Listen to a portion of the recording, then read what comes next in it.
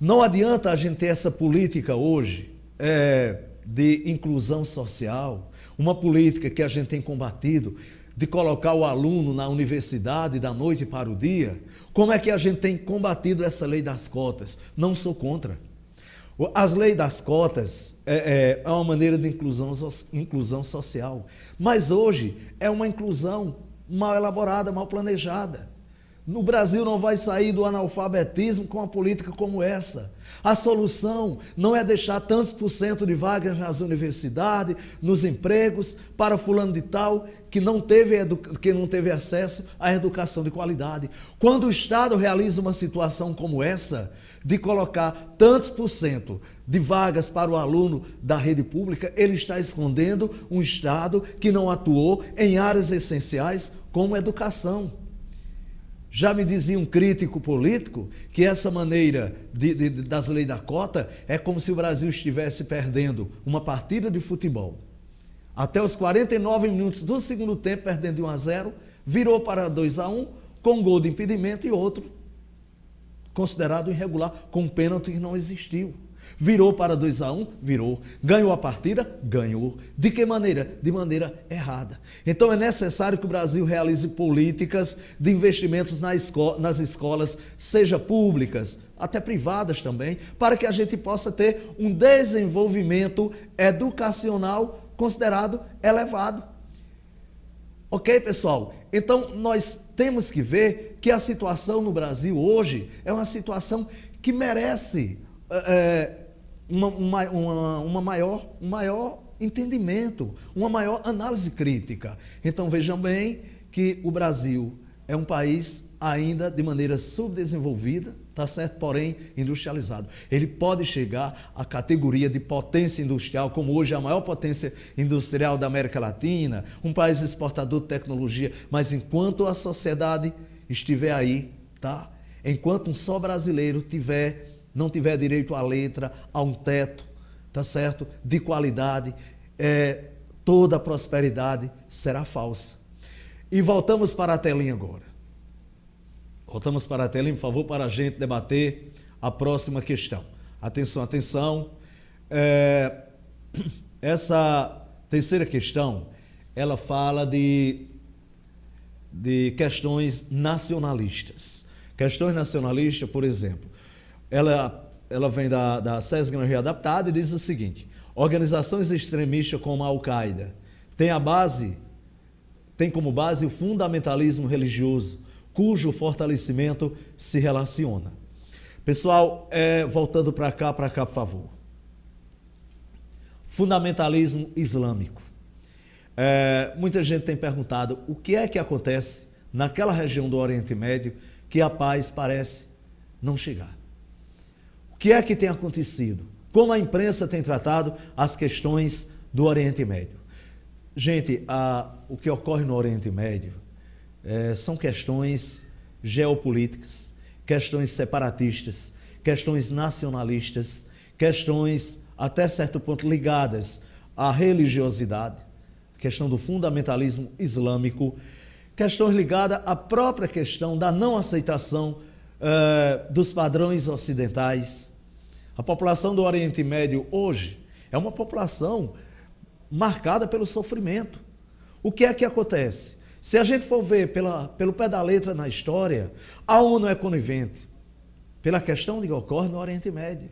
Criou-se em 1948 um Estado judeu, mas até hoje não tem se delimitado com padrões geográficos um Estado palestino.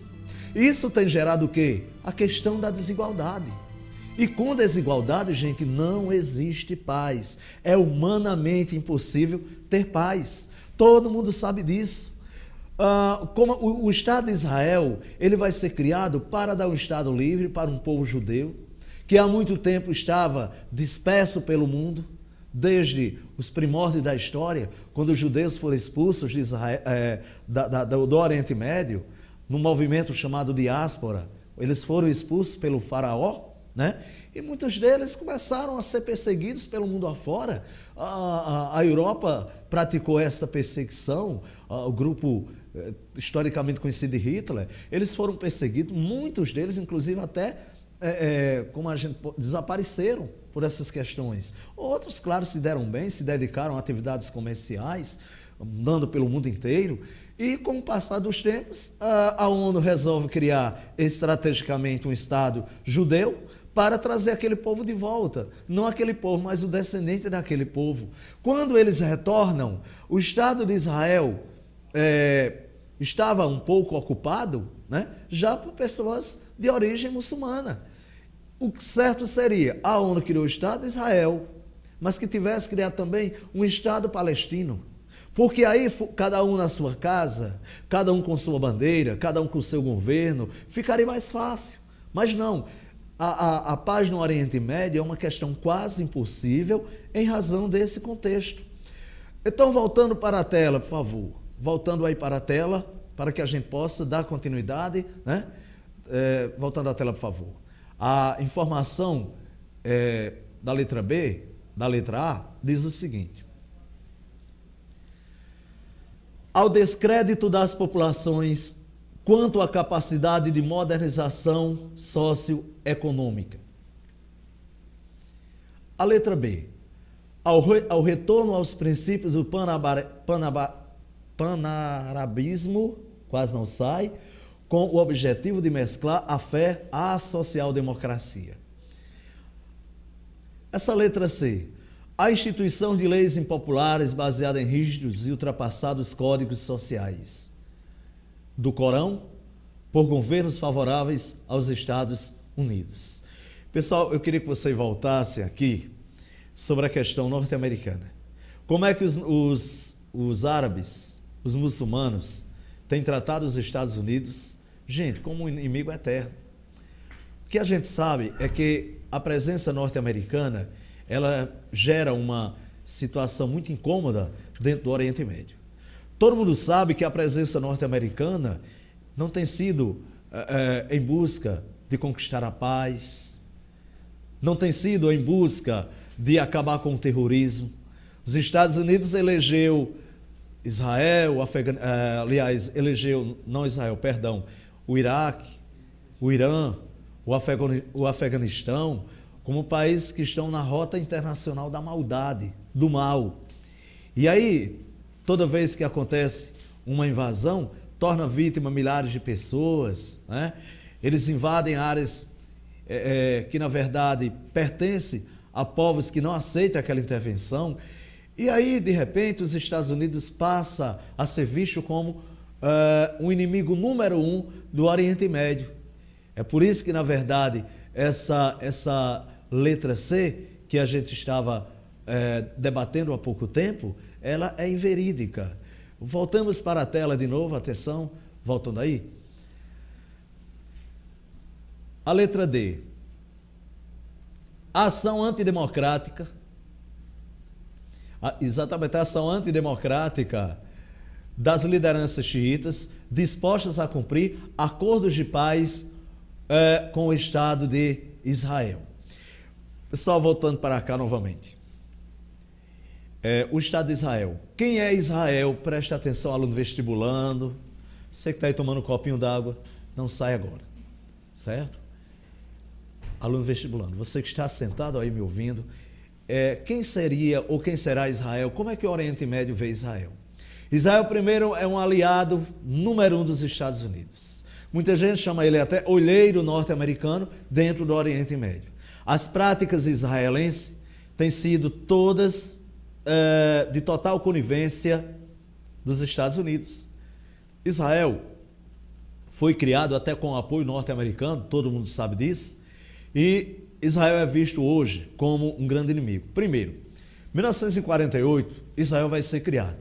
A primeira coisa que Israel faz após ser criado é realizar a mesma política expansionista dos Estados Unidos, da mesma maneira que os Estados Unidos se expandiu ali naquela área, tomando terras do México e tudo, Israel também tomou terras ali de outras regiões vizinhas. Israel vai tomar terrenos da Síria, do Líbano, do Egito. Israel, de cara, ele toma terra desses 3 países. Ele vai se meter em áreas produtivas, em áreas de elevado valor econômico, que pertenciam a esses países. É aí que vai eclodir um dos conflitos mais violentos do início da criação de Israel, que vai ser a Guerra dos 6 Dias. Todo mundo sabe que a Guerra dos 6 Dias foi exatamente uma represália desses países considerados prejudicados quanto ao Estado de Israel. Para vocês terem uma ideia, o Estado de Israel ele foi criado com um total de aproximadamente 7.000 quilômetros quadrados. Um microestado, mini-estado, 7.000 quilômetros quadrados. Muito menor, talvez seja do tamanho de uma mesorregião do Rio Grande do Norte. Israel, ao expandir seu território, ele chega para 89.000 quilômetros quadrados. Senhores, vejam só que tamanho, né, que crescimento absurdo esse Estado de Israel vai ter, pular de 7.000 para quase 90.000 quilômetros quadrados. Depois de acordos, de guerra, de conflitos, vai ter também essa guerra de Yom Kippur, chamada a Guerra do Perdão, onde as nações tentam reaver esse território perdido, ambas são derrotadas. Israel vai se tornar um pequeno país, mas com um grande potencial militar dentro do Oriente Médio, e suas práticas se assemelham muito com os Estados Unidos. E, portanto, é um país que não é muito bem visto pela ala árabe, pela ala muçulmana. Então, portanto, não há esse alinhamento com o Estado de Israel dentro do Oriente Médio, tá certo? Então, lembre que Israel é um país detestado pela maior parte dos seus vizinhos dentro do contexto árabe. Voltando aqui para a tela novamente, para a gente rever a questão, a letra E diz o seguinte: a derrota da teocracia iraniana frente às monarquias tradicionais do Golfo Pérsico, militarmente apoiada pela Rússia.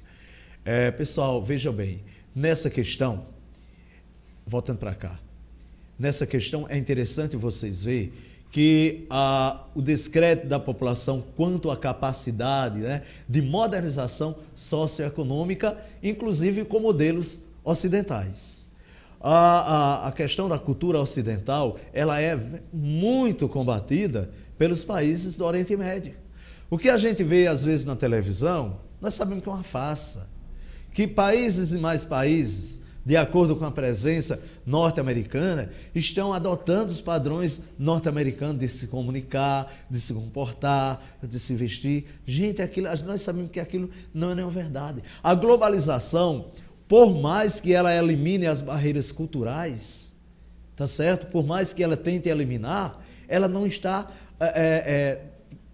extinguindo de uma vez por todas. A questão da mudança do padrão cultural, do comportamento cultural, senhores que estão escutando nesse momento, é uma questão muito gradativa. Hoje, o que nós sabemos é que a população do Oriente Médio, tá certo? Ela mantém seus padrões culturais e até se orgulham disso. São padrões culturais, até certo ponto, que nós achamos absurdos. Né? A maneira de se vestir, de se comportar, a questão da violência. Me parece que a violência já nasceu no seio do povo do Oriente Médio. Não é bem isso. O que acontece, na verdade, é uma revolta do povo do Oriente Médio com as ações, principalmente norte-americanas. Atenção, Leon Nelson, tá certo? Com as ações norte-americanas dentro daquele contexto do Oriente Médio. Então não há, obviamente, uma aceitação, tá certo? Não há uma aceitação do povo do Oriente Médio aos padrões ocidentais. Ok, pessoal?